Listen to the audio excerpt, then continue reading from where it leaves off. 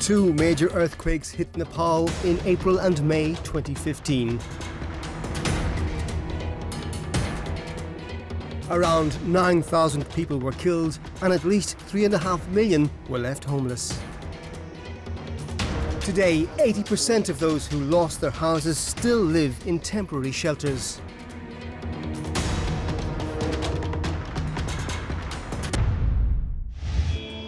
Almost 1 million houses were destroyed or damaged by the 2015 earthquakes. 3 years down the line, work has been completed on only 20% of those eligible for rebuilding. The good news is that 60% are under construction and the process is speeding up. We went to Sandupulchok, the area hit hardest. Here, the United Nations Development Programme has trained local workers to build low-cost, earthquake-resistant homes.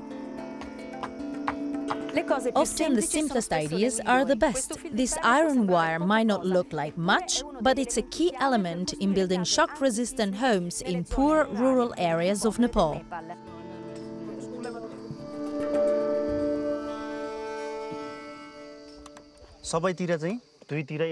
This galvanized wire is placed on both sides of each wall. These wires are connected to each other in a way that creates a kind of box around the wall. When an earthquake strikes, the whole house acts as a single object, and the fixed wire prevents the house from collapsing. The house shifts, but goes back into place.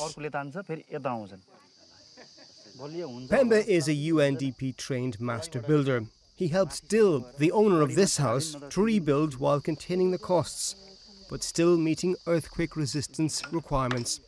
The government finances proprietor-based reconstruction, but owners need to top up the funding where needed and oversee the work. Dil received approval for the second tranche of funds while we were there. After the earthquake, I borrowed corrugated iron and asked relatives to help fix this temporary shelter. I've lived here since. I received the first instalment of grants last year to build my new house.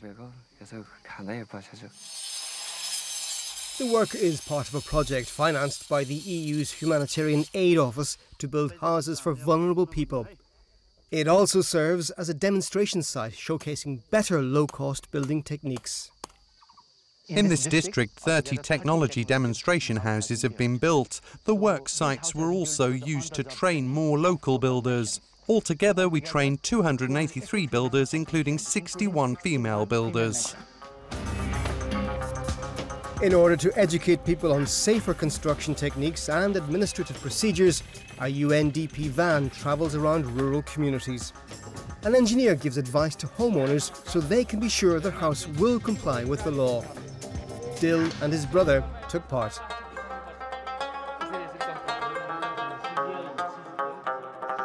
It was useful to know more about these techniques as I'm working on my brother's house.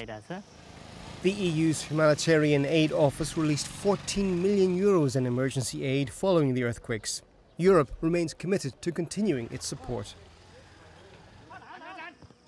Humanitarian aid usually covers urgent needs straight after a crisis. In this case, the EU Humanitarian Aid Office is still there, financing rebuilding 3 years after the quake. Why? The government has identified about 20,000 people who cannot do the reconstruction themselves, either because they suffer from disabilities, because they're too elderly. These people need support, and this is why we have stayed on, and we need to support the construction of their house. If we don't, they will end up remaining in temporary shelters where they've already been for 3 years, for many years to come, or they will go into great debt in order to reconstruct this house, and basically that remains a humanitarian emergency. In this way, 30-year-old Khil, who lost his sight 5 years ago welding, was helped in building a special house equipped for his needs. Nepal is still struggling to secure financing to speed up the delayed reconstruction. It's looking for an additional 800 million euros so earthquake victims can have their own roof over their heads. My house feels absolutely great.